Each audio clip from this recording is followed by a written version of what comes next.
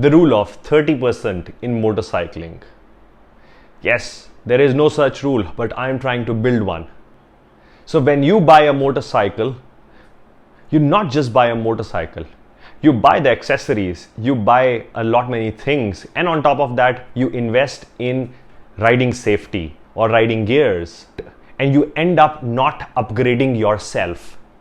So today I'm going to talk about the 30% rule of everything, which also implies on the motorcycles.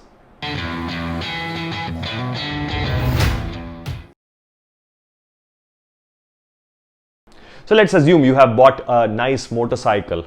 How much do you spend on the accessories?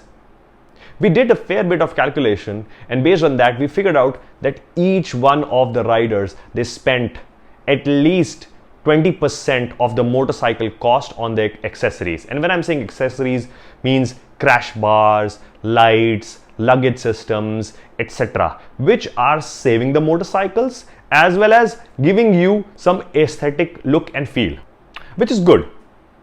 You can and you should invest in that. On top of that, you also invest in proper riding gear. And I would say, if you want, you can up that number as well. Okay, so according to the research that we did ourselves, we figured out everyone at least spends 5% of the motorcycle cost on riding gear. So which includes a good helmet, a riding jacket, a riding pant, boots, gloves, and few more things. Some people also add GoPros and Insta 360s into this cost. Just kidding. However, all of this is just 25% of the motorcycling cost. Now, this is the most important thing. People don't really understand that when you are upgrading from a regular motorcycle to any different genre of motorcycling, be it adventure riding or even going from a 600cc to a 1000cc motorcycle, where you need to understand the motorcycle pretty well, along with understanding the roads and the negotiating the things around the road.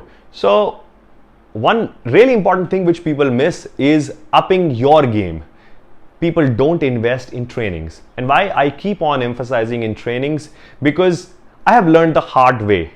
And I personally feel that if you learn by trying on yourself, which means you will end up spending years in honing those skills. However, a single day training will at least give you 20 to 30% up in terms of your motorcycling game within a less amount of time. So in one day of training, your whole 1 year of riding would be crunched and expressed to you. That's the value of training.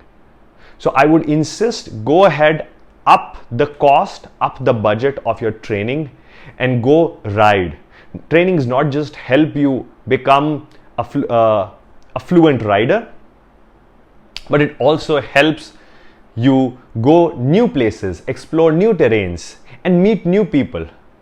That's what we are trying to do with adventure motorcycles. I hope this video has put some perspective on how you should start investing in yourself on motorcycling riding.